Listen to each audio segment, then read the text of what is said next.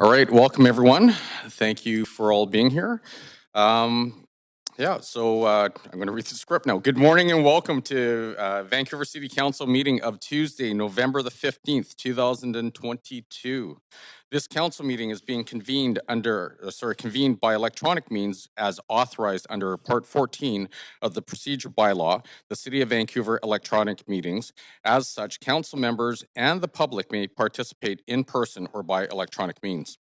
If a council member attending by electronic means loses connection during the voting process, staff are available to get you back online quickly while the voting process is suspended. The staff contact information has been circulated to you. Video of council members speaking, presentations, and vote results will be projected on the live stream when available.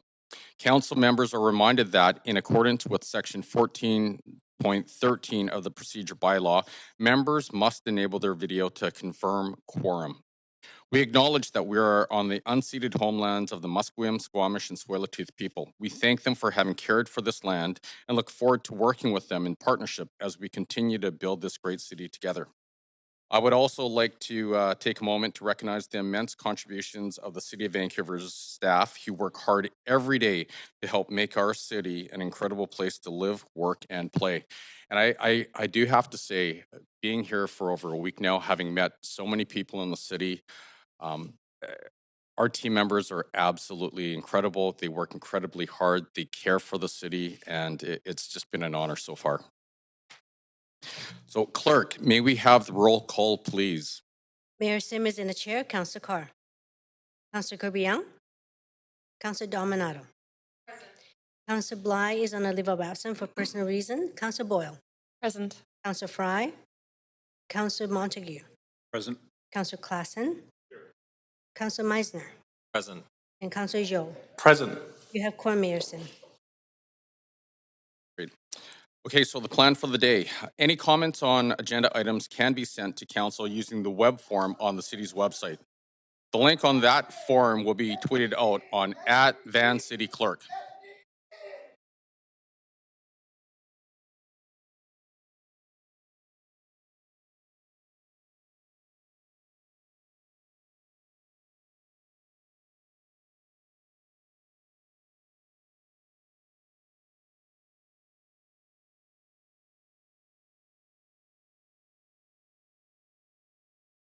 Right, are we all good here?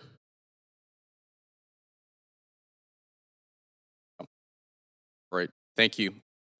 So we'll just continue on. I also want to note the City of Vancouver's long-standing commitment to equity, diversity, and inclusion, including the utmost respect for all genders. I remind Council that when addressing speakers and staff, we will avoid using gendered honorifics and will instead refer to the person by first and last name, role, or title. So today we have a big agenda. We have 3 administrative items: in-camera motion, adoption of minutes and matters adopted on consent, 1 communication, 7 reports, and 1 referral report, 32 bylaws, 4 administrative motions, 6 council member motions, notice of council member motions, and new business, inquiries, and other matters.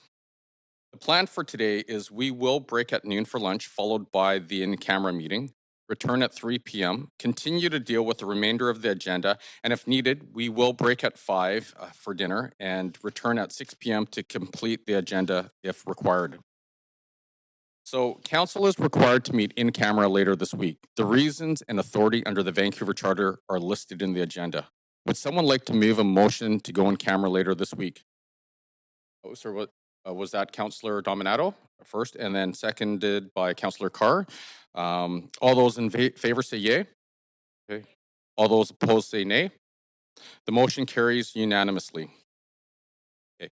Minutes 1 are from council meeting of October the 25th, 2022. Are there any corrections to the minutes? Would someone like to move adoption? Councillor Kirby-Yung. Councillor Carr seconded. All those in favor say yay. Okay. All those opposed say nay. The motion carries unanimously.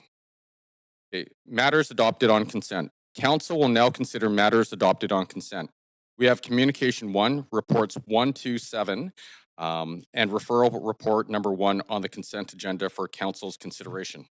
Council may adopt the recommendations in the communication and reports collectively in a single motion. Does any member wish to hold any of the items for debate or questions to staff?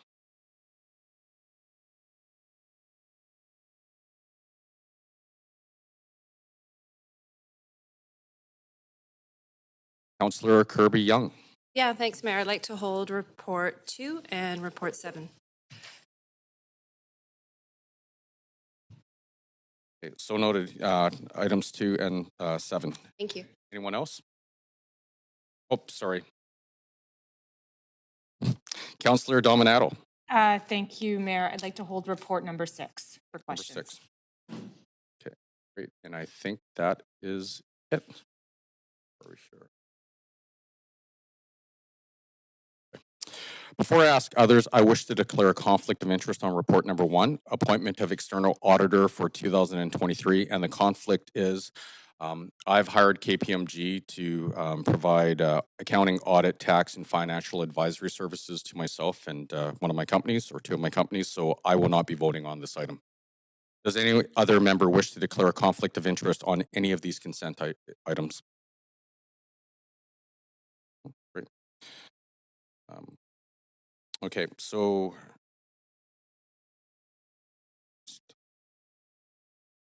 it looks like we have 1, 3. Okay, so we have items 1, 3, 4, and 5 for consent approval, and those would be number 1, appointment of external auditor for 2023.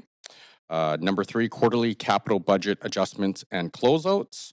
Number 4 is Vancouver Heritage Register 2022 update.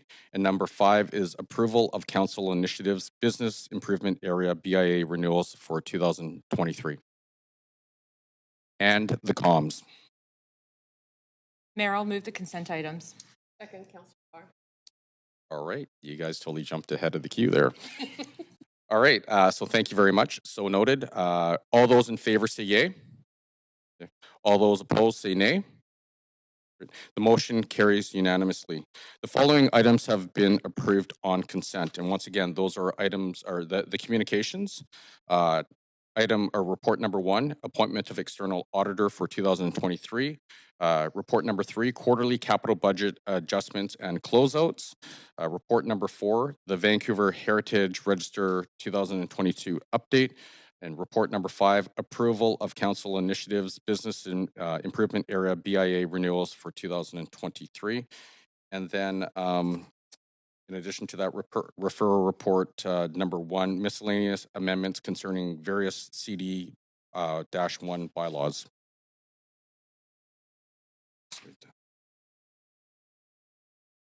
Okay, so we will now consider those reports held for debate or questions to staff. Does any member wish to declare a conflict of interest on any of these items? And once again, that would be reports number 2, 6, and 7. Okay, our first held report is report number 2, which is the Business Licensing Hearings Panel, November and December 2022, held by Councillor Kirby-Yung. Councillor Kirby-Yung. Yeah, thanks, Mayor. I held this report for the purpose of proposing a schedule change, and so I have an amendment that I have sent in to the clerk, which I will ask them to bring up. And I'll just read that. It's just a very simple switch. And the amendment reads that Councillor Montague replace Councillor Kirby-Yung at the November 22nd Business License Hearing Panel, and that Councillor Kirby-Yung replace Councillor Montague at the Business License Hearing Panel on December 13th. Thank you very much. Seconder, can we please get a seconder? So noted. Great. Council, is there any discussion? Seeing none, I'm now going to call the vote. Clerk, could you take us to the voting panel, please? Council, please register your vote.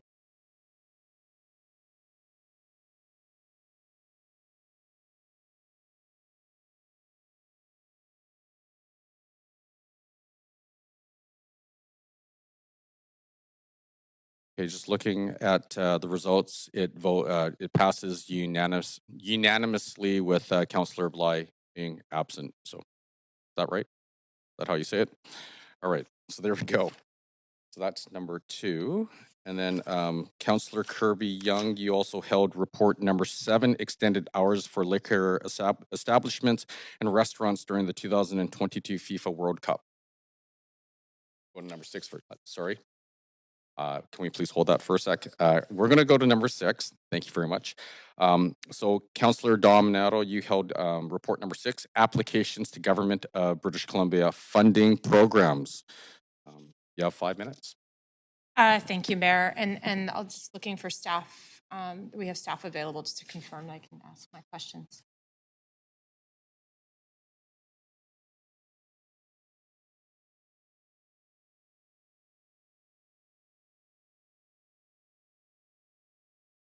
Doing this work, but looking at the focus on particularly around climate response, around flooding risk in Still Creek. If staff could comment on how we're prioritizing areas of the city, particularly around flooding risk as well as sea level rise, and when we're making these applications, and do we have a prioritization so when we do have opportunities to seek additional funding, how we're doing that prioritization work?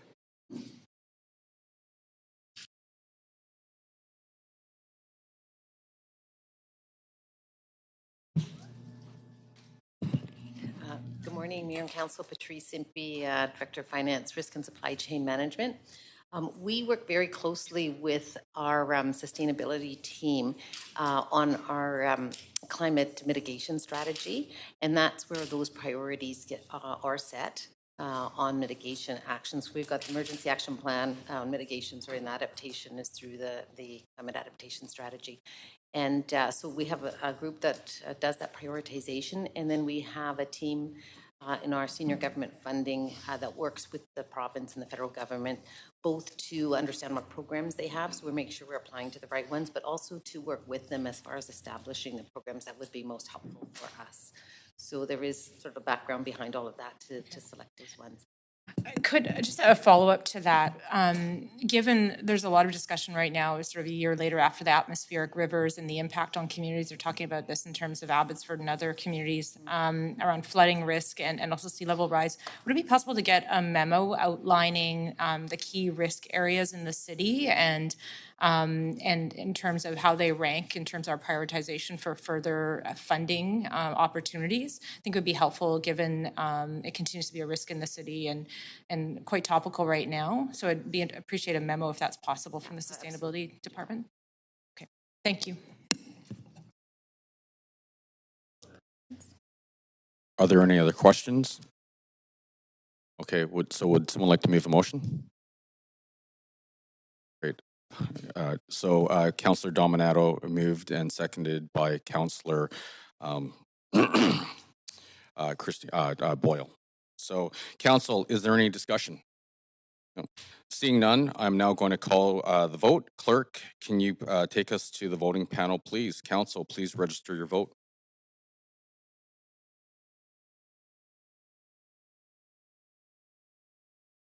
Great. Once again, it passes unanimously. And so that is report number 6. Now, report number 7, which is the extended hours for liquor establishments and restaurants during the 2022 FIFA World Cup. Councillor Kirby-Yung.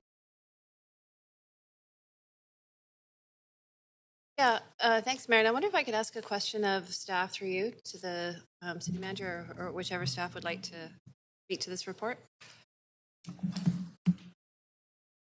Yes. Thank you. The question that I have is, I know that this report intends to align the Vancouver bylaw with the provincial decision to enable establishments to open during FIFA World Cup, but it does not extend the hours for serving liquor during the games. And I have heard commentary from some members of the hospitality community that while it's a nice gesture, it may not economically be feasible to remain open if they're serving, a $10 breakfast, for example, by the time they pay for staff to come in and they pay wages and the expenses of staying open, that in practice, this may not result in many establishments actually taking advantage of it. And I wonder if staff can comment as to any discussion that may have happened with provincial counterparts as to why there would be a hesitance to allow liquor sales during the extended hours, and whether or not Vancouver wants to take a different advocacy perspective on that or not. Thank you for the question, Sarah Hicks, Chief License Inspector. The report before you today is really in response to the policy directive that the province released earlier this month. Staff have not had the opportunity to engage in meaningful conversation about the hours of liquor service. We understand that from the motion, from the policy directive, that there currently is no increase in liquor service hours, and that is the provincial decision on that standpoint. If it were to be allowed, staff would be able to engage to determine what procedure they're going to contemplate in those scenarios. Okay, and if I might, through you, Mayor, a follow-up question on that, and that is really like, given the short time frame, realistically, do you see there's even if we wanted to pursue advocacy, there's really very little time to do so, given that the dates are imminent? Is that a fair statement? It is tight, absolutely. I think there may be future opportunities for things like the finals. The finals are later in December. We have another council meeting coming up on December the 6th that may provide an opportunity if the province is looking to extend service hours. Okay, and final question, if I might, again through you, Mayor, and that is, I am aware of a few establishments, but I haven't received, as I would characterize it, sufficient requests or lobbying to make this change. Have staff been contacted by some of our restaurants, bars, hospitality establishments expressing any concern? We've been contacted by a liquor consultant asking how the city would respond to this opportunity, and by one cultural association for that, but not a broad request. Not a broad brush. Okay, thank you. That's helpful. I'll leave it there for now. Thank you very much. Councillor Dominato. Thanks, Mayor. And I just had a clarifying question, recognizing this is a short-term measure for FIFA, but recognizing that it does then allow downtown East Side restaurants to be able to be open between 2 and 6 a.m. Will staff be looking at that through a longer-term lens in terms of making possible changes to allow those restaurants to be open in future? I'm just curious if it's prompting any kind of internal discussion around making changes to that bylaw long term. I think the hours of businesses in the downtown east side has multiple facets to it that staff would really need to consider what those benefits and impacts are. We aren't at this time considering a change to those hours, but we'll of course review impact from this bylaw if passed. I really appreciate that. Would there be an opportunity, given this sort of short-term exercise with the FIFA World Cup, to solicit sort of some feedback from business owners as to, and nearby neighbors around the impact? Or would that require a full consultation? Does that trigger? I'd be curious just around even just informally getting a sense of how it works over those few weeks and opportunities and challenges. Absolutely. We're always open to feedback, on how any of our temporary programs go. I would say that if we were to consider something longer term, we would want to do a full impact analysis and full consultation to understand and make sure that we're making the best long-term decision for the neighborhood. Okay, thank you. Great. Thank you very much. Councillor Fry. Yeah, thanks, Mayor. And thanks, Sarah, for joining us today. And I appreciate the questions around the downtown east side. I had a similar sort of line of questioning, but I think that's satisfactory. And I hope that we do monitor sort of the outcomes and look to how this is impacted. And I appreciate that this is a very new, very last minute proposal from the province. Like just a couple of weeks ago, did they announce this? And I can appreciate this is probably a little bit of a scramble. Has this been done before? Did we do this during the Olympics? Not to my knowledge. With the Olympics in Vancouver, service hours were certainly more aligned with our timeframes. There was a separate bylaw, though, that did allow a number of different things across the city as it related to the Olympics. Yeah, I was thinking more the Tokyo Olympics or something in a different time yes, zone. no. Yeah, okay, so it's very specific to FIFA, which is interesting in and of itself.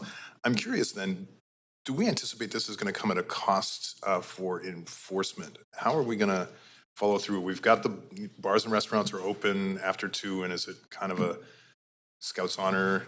I promise not to serve folks after 2 o'clock, fingers crossed. The service hours, the service of liquor will be the responsibility of the province. There could certainly be impacts, which will be something that will be in connection with our team members at VPD to understand how they're seeing the impact. The current policy directive is to have no service of alcohol in those extended hours. And that should mitigate the impact in neighborhoods, particularly that games are at 5 o'clock in the morning.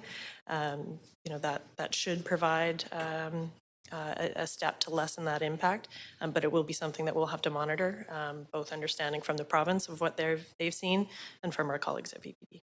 And have VPD flagged any kind of concerns with this approach for enforcement? They are concerned that if there is a very popular game, there could be a release of patrons where you have to wait for an hour to close your establishment before bringing them back in. There is a large chunk of time in between those games, though, so it should be spread out. Without the service of alcohol, it may be less appealing to members to stay downtown and cause those issues. Okay, thank you. Great, thank you very much. All right, that being said, it looks like there are no more questions, so would someone like to move a motion? Councillor Fry and Councillor Kirby-Yung seconded. Council, is there any discussion? Seeing none, I'm now going to call the vote. Clerk, can you please take us to the voting panel? Council, please register your vote. All right, it looks like once again passes unanimously. So thank you very much. All right, so that's all the held reports. Now we have 32 bylaws on the agenda for enactment. Council members who were not present for the meetings related to the public hearing enactment bylaws must confirm that they have reviewed the proceedings of the meeting if they wish to vote on the enactment. Bylaw 15 is from the public hearing of July the 28th, 2020. Councillors Klassen, Meisner, Montague, Joe, and myself were not on council at the time of this item at public hearing. Councillor Klassen, have you reviewed the proceedings and will you be voting on the enactment? Yes, I have, Mayor. Thank you. Councillor Meisner. Yes, I have, Mayor. Councillor Montague. Yes, I have, Mayor, on both. Great. Councillor Joe. Great. And myself, I have not reviewed and will not be voting on bylaw number 15. So bylaw number 16 is from the public hearing of April the 14th, 19th, and 21st of 2022. At the council meeting on April the 26th, 2022, councillors Bly, Boyle, and Carr confirmed they had reviewed the portions of the public hearing that they had missed. Councillors Klassen, Meisner, Montague, Joe, and myself were not on council at the time of this item at the public hearing. Councillor Klassen, have you reviewed the proceedings and will you be voting on the enactment? Yes to both. Councillor Montague. Yes, I have, Mayor. Great. Councillor Joe. Yes, I have. Councillor Meisner. Yes to both, Mayor. Good. I knew I missed someone there. I'm sorry. And myself, I've not reviewed bylaw number 16 and will not be voting on the bylaw. Does any member wish to hold any of the bylaws for debate, separate vote, or conflict, or for conflict of interest? Okay, so would someone like to move the motion to adopt bylaws 1 through 32? Great. So Councillor Dominato moved and seconded by Councillor Carr. Council, is there any discussion? No? Okay, all those in favor say yay. Okay. All those opposed say nay. Great. The motion carries unanimously. The list of approved bylaws can be found on the city's website. So now there are 4 administrative motions on the agenda. Approval of form of development 1405 East 15th Avenue and 3077 Madam Street. Does any member wish to declare a conflict of interest on this motion? Council, are there any questions to staff? Would someone like to move the motion? Councillor Klassen is seconder. Councillor Meisner. Council, is there any discussion? All those in favor say yay. Yay. All those opposed say nay. Great. The motion carries unanimously. Number 2, approval of form development 477 West 42nd Avenue, formerly 441 through 475 West 42nd Avenue. Does any member wish to declare a conflict of interest on this motion? No. Council, are there any questions to staff? Would someone like to move the motion? Councillor Zhou. Councillor Zhou, is there a seconder? Councillor Kirby-Yung. Council, is there any discussion? No. Okay, all those in favor say yay. Yay. All those opposed say nay. The motion carries unanimously. Number 3, approval of form of development 1881 East 11th Avenue, formerly 1837 through 1863 East 11th Avenue, and 2631 to 2685 Victoria Drive. Does any member wish to declare a conflict of interest on this motion? Council, are there any questions to staff? Would someone like to move the motion? Councillor Montague, is there a seconder? Councillor Meisner. Council, is there any discussion? No. Okay, all those in favor say yay. Yay. All those opposed say nay. The motion carries unanimously. Number 4, approval of form of development 2488 Granville Street, formerly 1477 West Broadway. Does any member wish to declare a conflict of interest on this motion? Council, are there any questions to staff? Would someone like to move the motion? Councillor Zhou, is there a seconder? Councillor Boyle. Council, is there any discussion? All those in favor say yay. Yay. All those opposed say nay. The motion carries unanimously. Wow, we're totally rocking through this, aren't we? This is great. Feedback? All right. Working out the technology kinks here. Okay, so number 11, council members' motions. We have 6 council member motions on the agenda today. Motion B1 is requests for leaves of absence as follows. Councillor Bly for personal reasons from meetings on November the 15th and the 16th of 2022 from 9:30 a.m. to 10 p.m. Councillor Bly for civic business from meetings on December the 7th, 2022 from 9:30 a.m. to 10 p.m. and on December the 8th, 2022 from 6 p.m. to 10 p.m. Councillor Fry for civic business from meetings on November the 16th, 2022 from 11 a.m. to 1 p.m., November the 30th, 2022 from 5 p.m. onwards, December the 6th, 2022 from 9:30 a.m. to 11 a.m., and December the 16th, 2022 from 6 p.m. onwards. Councillor Boyle for civic business from meetings on December the 6th, 2022 from 9:30 a.m. to 11 a.m. And Councillor Carr for civic business from meetings on December the 6th, 2022 from 9:30 a.m. to 10 a.m. Is there a mover? Councillor Klassen, seconder? Councillor Zhou, thanks. All in favor say yay. Yay. All those opposed say nay. The motion carries unanimously.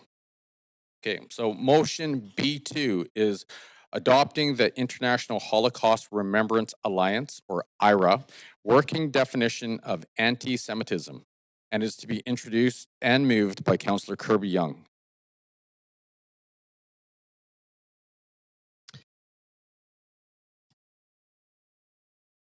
Thanks, Mayor. Today I'm introducing a motion that asks Council to adopt the International Holocaust Remembrance Alliance, or IRA, working definition of anti-Semitism. I can tell you why this matters, but I'm going to read from the letter that Mayor and all of Council received from Erwin Kotler, Canada's Special Envoy on preserving Holocaust remembrance and combating anti-Semitism. And he says, alarmingly, we continue to see a rise in anti-Semitism, the oldest, longest, most virulent, toxic, and global of hatreds. In 2021, Canada experienced its sixth consecutive year of record high anti-Semitic incidents, the highest recording ever in the annual audit that began over 40 years ago. Indeed, in May 2021, there was a particularly resurgent wave of anti-Semitism with synagogues torched, Holocaust memorials defaced, cemeteries desecrated, and Jewish institutions vandalized, underpinned by a dramatic rise in hate crimes and incendiary online anti-Semitism through social media. StatsCan data shows that hate crimes against the Jewish populations remain the most common reported by police. This is a disturbing trend, with a dramatic rise of 47% since 2020, and cumulatively 59% increase over the last 2 years. While our Jewish population are only 1% of our peoples in Canada, yet they were victims of 14% of all reported hate crimes and are 10 times more likely than any other Canadian religious minority to be the target of hate crime. This should be alarming to anybody. That means that here in Vancouver, we see security guards at Jewish community centers, schools, and places of worship. It means as a councillor that I have received calls from residents where swastikas have been drawn into new wet cement on sidewalks in front of homes or graffitied onto synagogues for weekend congregations to see. It is incumbent on all levels of government to take action, and the best means to combat hate, as we all know, is through education. It is more powerful than any punitive actions could ever be. IRA is a working definition that can be used as a tool to further education that will foster understanding. To combat anti-Semitism, we must begin by defining it, and I believe wholeheartedly that the community has the right to define its own hate and not to have the definition or the right to do so criticized. Anti-Semitism is toxic to democracies. It is the canary in the mineshaft of evil. 3 years ago in this council chamber, we had the opportunity to adopt this definition, and council chose not to do so. Simply put, IRA is a result of a 15-year-long democratic decision-making process that included a Nobel Peace Prize laureate, Elie Wiesel. And since council chose not to take decisive action 3 years ago, many others have lent their support to Vancouver in terms of adopting this definition. You will recall Premier John Horgan has done so. In the past, Harjit Sajjan, Jody Wilson-Raybould, the Khalsa Diwan Society, Canadian Jewish Holocaust Remembrance and Descendants, Congregation Beth Israel, Jewish Federation, Jewish Family Services. I could go on, but I know that council are well aware of the breadth of support from community organizations across the sector in our city, in our province, in our country. So over 3 years ago, we had a moment in time. Things have worsened, but we do have a second opportunity to send a strong message of support to our Jewish community that we stand with them shoulder to shoulder against hate. And I sincerely hope that this council will take that opportunity. Thank you. Thank you very much, Councillor. And I apologize. There was a 2-minute time frame on that, so I apologize for that. I should have given you the heads up. Council, are there any questions for Councillor Kirby-Yung? And the time frame there is 1 minute for questions. Councillor Fry, you have the floor. Thanks. Councillor, back in 2019, when this was referred to the Racial Ethnocultural Equity Advisory Committee, and I believe you were a liaison, what happened with this work? I'm really glad that you asked that question. I think that was a new committee that had a lot of new members, and as many of our city advisory committees, they were finding their feet. They prioritized other work ahead of this one, but eventually, after 2 years, and the community writing in a number of times asking for some type of resolution, one way or the other, as opposed to just letting it sit there, the committee didn't deal with it, and when they started to discuss it, was not able to come to resolution. I think that this is something that council should have dealt with, in my opinion, as opposed to sending it to a committee that, and I think this is a learning for our advisory committees, it wasn't sort of staffed and equipped to deal with something like this. See, we just got an email from the Independent Jewish Voices with almost 1,300 signatures in opposition. Have their voices been considered in this work? I think I spoke to the breadth of support that we do see. I think in addition to the, if you recall last time, 3 years ago, we also received a petition, I think it was around a similar number of signatures, around 1,150, if I recall, from members and individuals supporting it. Sometimes there are differences in perspective and opinion, but I think that geopolitical concerns are being conflated with what is an intent to guard against anti-Semitism here in Vancouver, and that's what I'm concerned with, is keeping Vancouver residents who are of Jewish heritage safe here in our city. well over my minute time. Thank you for indulging that, Mayor. I counted a minute. Sorry, give me 1 sec.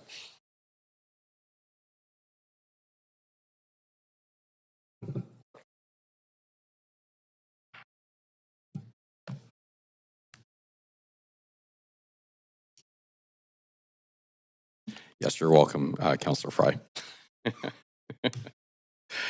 Thank you very much. Councillor Carr, you have the floor. Thank you. Thanks very much. My first question regarding the support of the Premier, former Premier for this.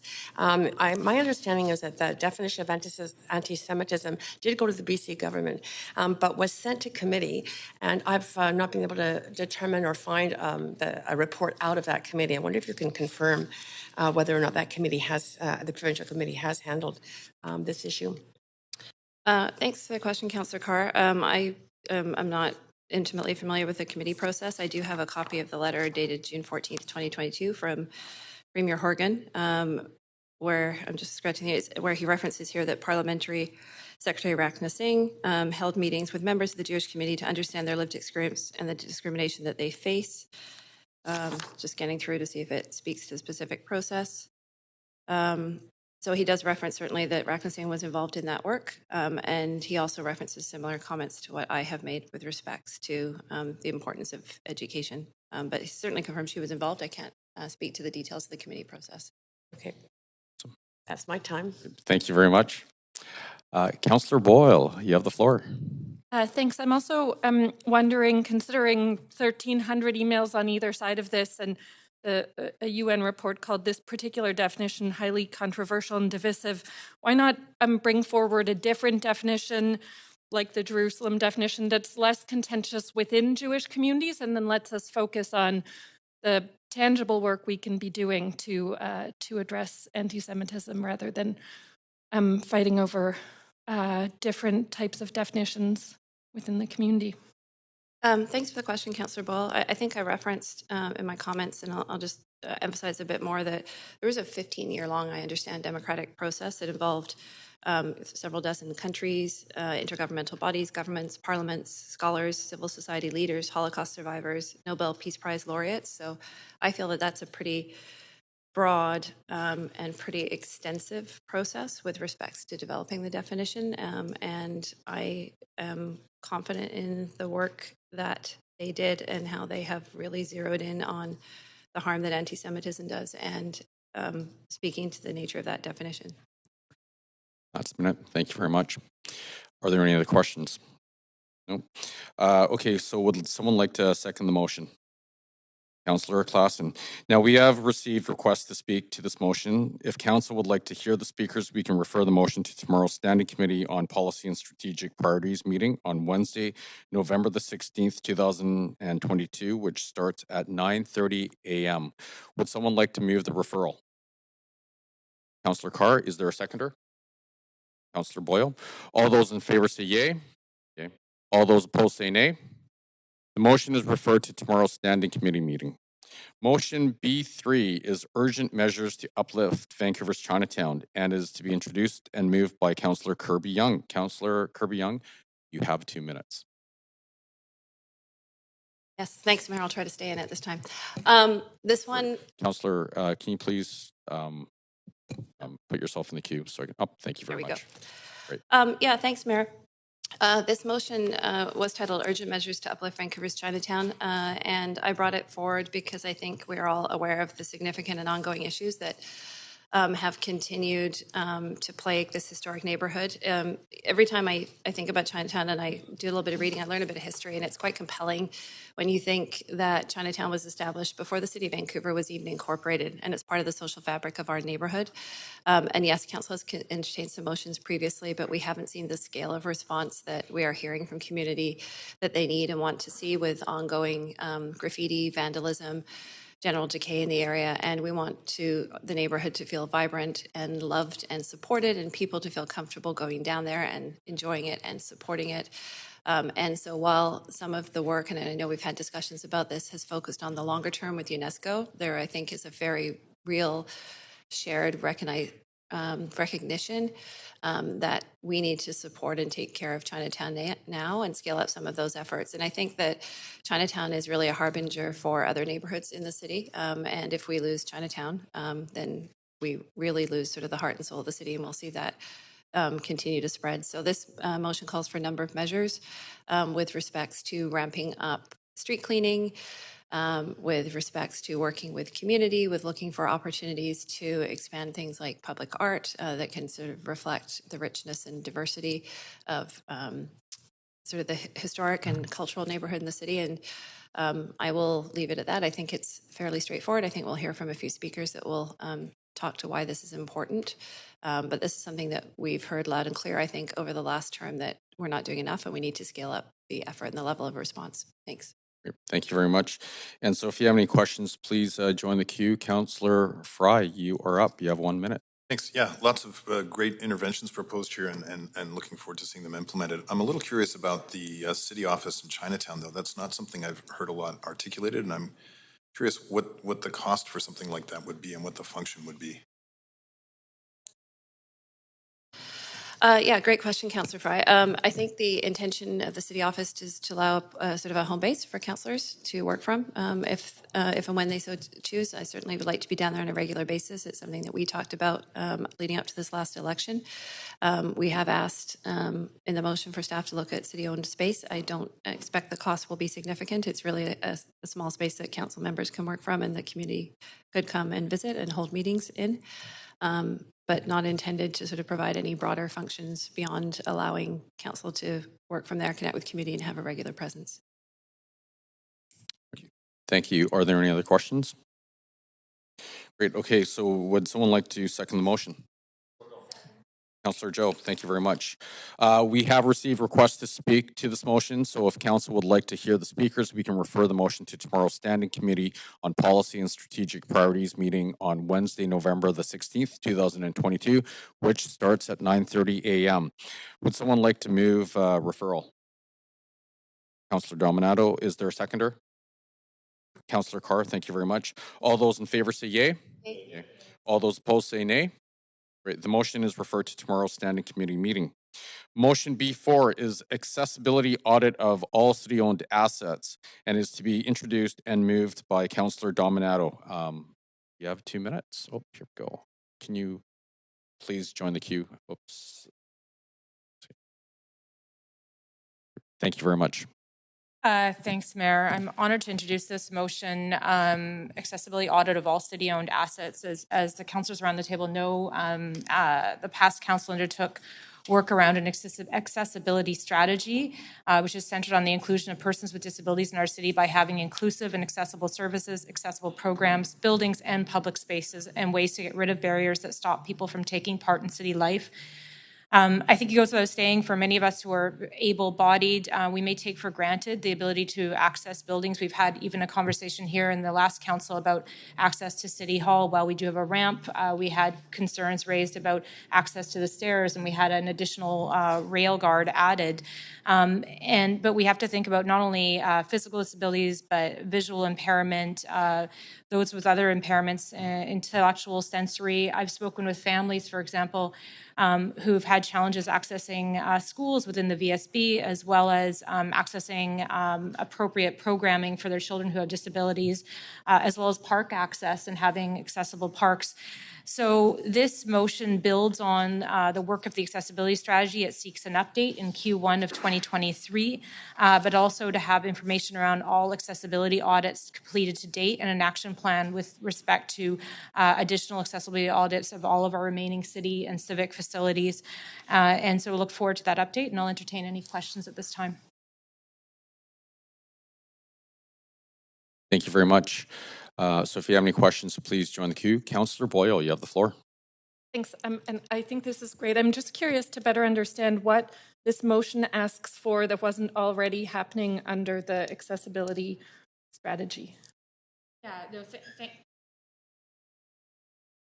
Thanks, Councillor Boyle, for the question. In discussions with staff, as you know, the accessibility strategy is in its early stages and infancy of implementation. This gets an update on the audits to date, as well as any costing for further upgrades necessary to all city facilities around accessibility. Okay, I'll leave it there. Thanks. Great. Thank you very much. Are there any other questions? Seeing none, would someone like to second the motion? Councillor Boyle, thank you very much. Council, is there any discussion? All right, so let's go to voting.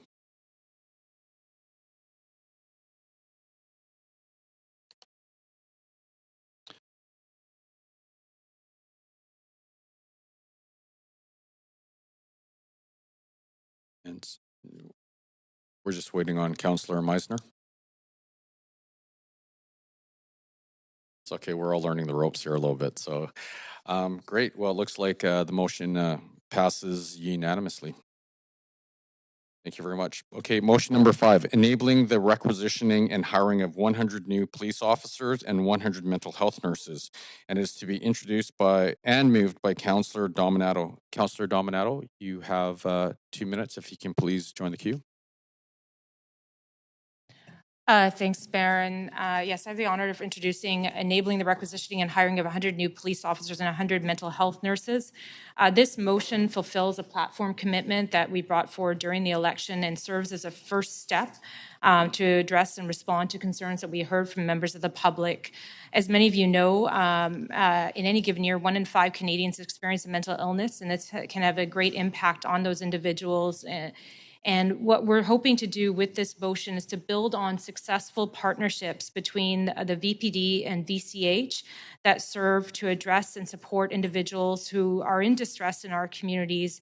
Examples of these programs include CAR 8788, the mental health cars, and I know a number of councillors have had an opportunity to experience that service, assertive community treatment teams, as well as the assertive outreach teams. All of these programs support individuals who are struggling with mental illness. Some of them may have contact with police, but the focus is on supporting these individuals and getting them to the right supports, whether that be housing, whether that be health supports. And it's a team effort, these programs. And these are proven programs. In fact, what we have seen is that municipalities across the Lower Mainland are looking to replicate similar programs. And we've seen this in other jurisdictions. As well, we believe that this will complement further supports that we're looking to introduce, which is around peer-assisted crisis intervention, which is also in our platform. We will also continue to work with the provincial and federal governments to ensure there are necessary mental health supports in place through those levels of government. Great, thank you very much. And it looks like we do have questions. So Councillor Carr, you have the floor. Thank you. Yes, Councillor, I noticed that Premier-designate Eby has talked a lot about investing more in mental health. I wonder if you've had any conversations in preparing this motion that look to the province itself actually stepping forward with the hiring of nurses in this regard. Thanks, Councillor Carr. So I do know that our staff have been engaged with the province and provincial officials, as well as with VPD and VCH. I know that this is welcomed by those agencies and continuing to amplify these programs. And I do think there's an opportunity to work with new Premier-elect around these issues. As we know, it spans all jurisdictions. We're seeing these issues across the province, not just in the city of Vancouver. And so we welcome that dialogue. Would this be the first time a city offers funding to the province to hire nurses? You know what? I don't know the answer to that question, Councillor Carr, but I can certainly get it for you. That's my time. Thank you. Thank you very much for that question. Councillor Fry. Yeah, so I don't see any sort of estimate on the total cost burden to the City of Vancouver on either of these initiatives. Do we have a sense of what this would cost beyond this $4.5 and $1.5 million being suggested? Thanks, Councillor Fry. So as was noted, this is the first steps in requisitioning additional police officers in VCH. So you see the costing within the motion at this time. This is our initial budget. I think during the election it was reference of $20 million. But again, this is the first step and this is the first budget. But this request is to commit to that 100 and 100 without a costing, or? As I've noted, is that the requisitioning right now in the motion, the resolutions includes costing for this first year coming into the new fiscal year. And that'll allow VPD as well as VCH to ramp up and identify the staffing needs. So a commitment before costing? There is a costing actually in the resolutions. I think you can see the 4.5 million and 1.5 million. Well, I'm out of time. Thank you very much. Councillor Boyle. Thanks. I'm curious if the intention is to hire the same number of police and nurses, why there's 3 times as much funding earmarked for hiring police than there is for nurses. Yeah. We're setting up the strategic direction around what we want to see in terms of supports, both at the policing and health level. It'll be actually up to VCH and VPD to determine the staffing. My understanding is that last year when the previous council was dealing with the VPD budget, in fact, VCH actually had mental health nurses ready to go to amplify the existing programs, but VPD was not able to hire additional officers because council didn't support the VPD endorsed budget at that time. And so it will be these are operational decisions in terms of the staffing. Given that funding was given to the VPD eventually, have they now hired those officers to match the number of nurses available? Sorry, can you repeat the question? The province required that the police received that funding. Did they use it to hire officers to match nurses available? My understanding is that VPD is ramping up their hiring with that funding. For mental health partnerships? I can get some information on that question. And we're at time. Yeah, thanks. Thank you. All right, seeing no other councillors in the queue, would someone like to second the motion? Councillor Montague. Now, we have received requests to speak to this motion as well, so if council would like to hear the speakers, we can refer the motion to tomorrow's Standing Committee on Policy and Strategic Priorities meeting on Wednesday, November the 16th, 2022, which starts at 9:30 a.m. Would someone like to move the referral? Councillor Carr, is there a seconder? Councillor Klassen, thank you very much. All those in favor say yay. Okay. All those opposed say nay. The motion is referred to tomorrow's Standing Committee meeting. All right. Motion number 6 is transport pricing, stopping the road tax, and is to be introduced and moved by Councillor Klassen. Councillor Klassen, can you please join the queue? Great, and you have 2 minutes. Thank you, Mayor. So this motion to stop the road price or transportation pricing comes out of an election platform promise that our group put forward. It was resoundingly supported in the public, and we also heard from many stakeholders and groups that were concerned that cost of living pressures made this untenable for certainly people who live and work in the downtown core. We see communities like Chinatown that are struggling to attract people back into seeing that as a place of shopping and social activities. We've heard about from business groups in the downtown core as well that are extraordinarily concerned. The last thing that we need right now is other things that would dissuade people from wanting to come into the downtown core. While we do all really support measures that will help to try and address congestion in our city, this was deemed as not the right approach to going forward. So as a result, we would like to put forward the motion, which essentially makes clear that there is no further activity around transportation pricing being led by the City of Vancouver. Thank you very much. And if you have questions, please join the queue. Councillor Carr, you have the floor. Thank you. You talked about no further activity led by the city, Councillor Klassen, but is this motion supportive of the city engaging with both the province and Metro Vancouver, who are exploring this idea on a regional level?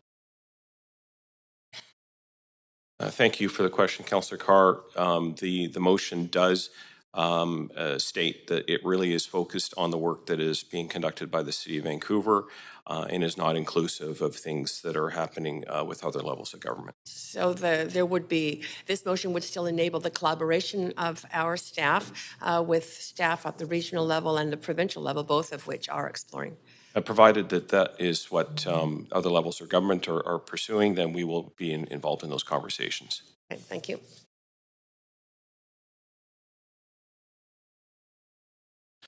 Seeing no other questions or councillors in the queue, would someone like to second the motion? Thank you. Thank you very much. Councillor Kirby-Young. Now, we have received requests to speak to this motion as well, so if council would like to hear the speakers, we can refer the motion to tomorrow's Standing Committee on Policy and Strategic Priorities meeting on Wednesday, November the 16th, 2022, which starts at 9:30 a.m. Would someone like to move referral?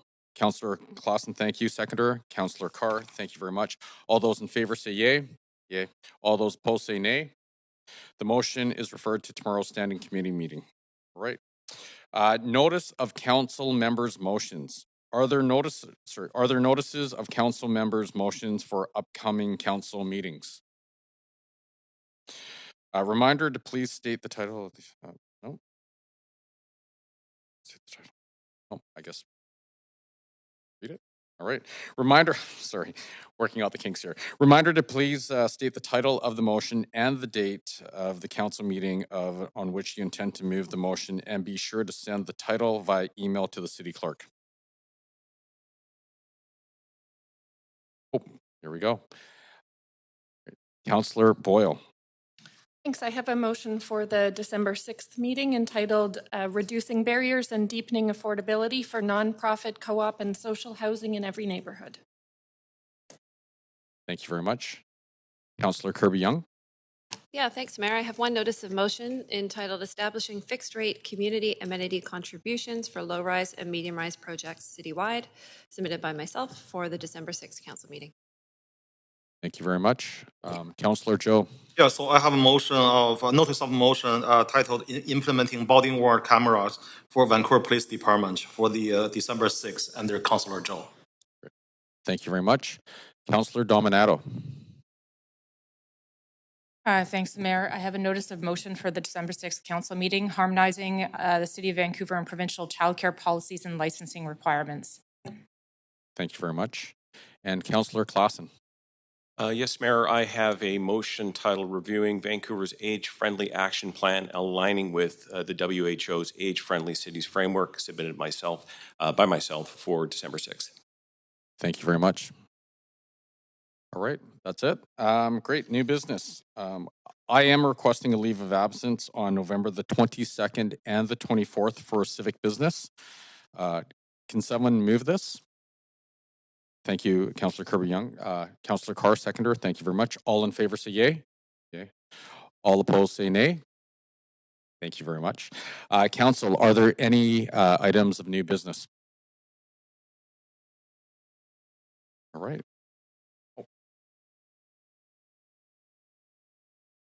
Thank you very much. Too much going on. I've got two items of new business that I'm bringing forward on behalf of Councillor Bly. The first item of new business is changes to the acting mayor, deputy mayor, and duty councillor schedules for November, December, and January. I have circulated that to council, and it is simply changing a couple of councillors around in terms of scheduling. Okay, thank you very much. So I'll move that. Thank you. Any other items of new business? Oh, sorry. Thank you very much. Councillor Boyle, seconder, thank you very much. All in favor? Say yay. Yay. All opposed say nay. Great. The motion carries unanimously. That was a new part in the script there. Sorry, we'll get better at this. Okay, any other items of new business? Yes, Councillor Dominato. Yes, thanks, Mayor. I'm also moving a second item of new business, and I've shared the motion in advance to Council this morning.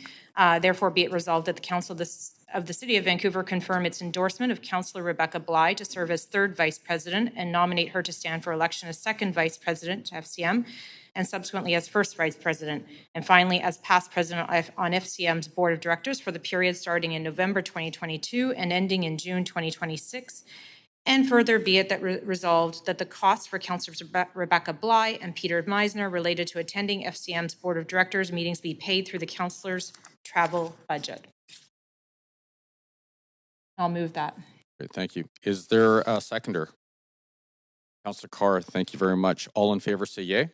Yay. All of those opposed say nay. Great, the motion carries unanimously. Are there any other items of new business?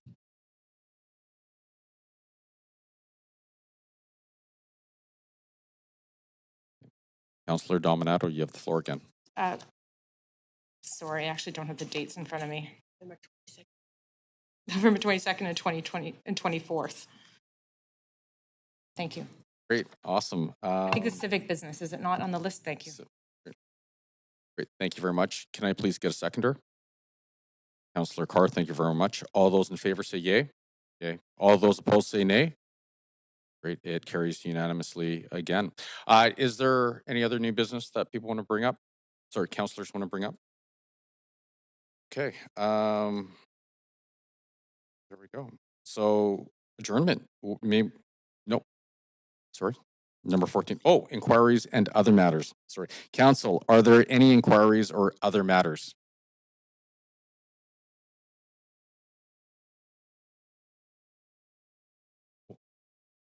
Councillor Kirby-Yung. Yeah, thanks, Mayor. I know all council receive a lot of individual correspondence about specific questions or issues, and I'm raising one in particular, and I wanted to just put it on the record.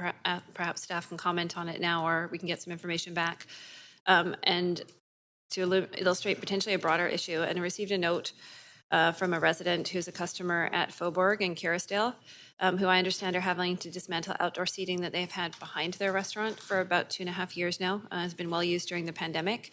Starting to receive emails from members of the public that are a bit concerned with potentially flu season and a new wave of COVID, that the outdoor seating is going to continue to be very important for people to get out and about and feel comfortable. And I know that staff were incredibly nimble and did a great job of our temporary expedited outdoor patios and turning those around quickly.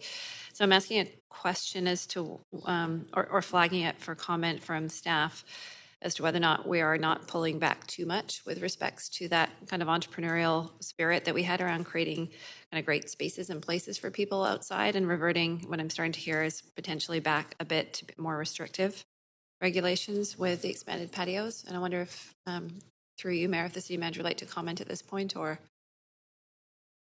Yeah, thanks, Councillor. Yeah, I'm not familiar with that particular case. We can certainly look into that and understand what's driving that change. I mean, in general, I would say no, but understand the question, and we're happy to follow up with more detail on that. Okay, thank you. And then the other item that I wanted to raise as another matter was just in my role as sort of one of the council appointees to the VAG, the Vancouver Art Gallery, who recently experienced an act of vandalism against a 1930-ish Emily Carr painting, where some protesters or activists threw maple syrup, I believe it was, at one of the paintings. And this is sort of, I guess, a copycat situation to similar situations have happened with other priceless works of art. I know it caused the art gallery team some great consternation, and I think I just wanted to note for the record that personally, I think encouraging protests or lawful protest is great, but when we get into acts of vandalism, especially against our organizations that have been struggling to come back after the pandemic, and we have priceless works with individuals like Emily Carr, it's really disheartening to see that. So I hope that we can set a tone of finding a different way to express civil perspectives in our dialogue, and not see that happening here in the city, because I think everybody wants to be able to go and freely visit our venues and places like the art gallery, not having to see things either taken off display or locked down with undue security. So I just wanted to reference that as one of the VAG appointees. Thank you. Thank you. Thank you very much. Councillor Carr, you have the floor. Yes, thank you, Mayor. I just want to acknowledge all those people who put on the ceremonies on National Aboriginal Veterans Day and the Remembrance Day ceremonies on December 8th and December 11th, and both at the Cenotaph and in Chinatown on November 11th. We had a number of years where those ceremonies were not in person. It really made a difference to see everyone there. There were not as many vets there still left from World War II, and that, really, I think people felt felt that loss, but did not in any way, it did not diminish the incredible expressions of gratitude for those who served. Just to really thank everyone who was involved in all of those ceremonies. It's really an important part, I think, of our civil society to be able to acknowledge and celebrate those acts of valor. Great. Thank you for those beautiful comments. And I know we all feel the same way. So thank you for bringing that up, Councillor Carr. Councillor Claassen, you have the floor. Thank you, Mayor. I just wanted to, sort of following on Councillor Carr's comments in terms of ceremonies, I wanted just to acknowledge the work of our protocol team and staff for the inauguration ceremony that took place. I've heard from countless people over the last week how meaningful they felt that ceremony was, with representations of the local First Nations, also the faith leaders.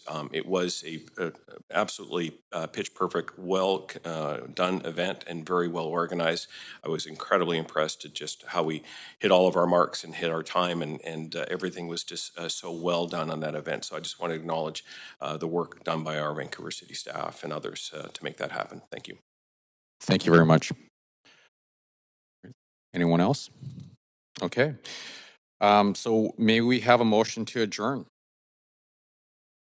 Councillor Carr, and seconded by, Councillor Dominato. All those in favor say yay. Okay. Yay. Opposed? Are you sure? All right, this meeting is adjourned. Thank you very much.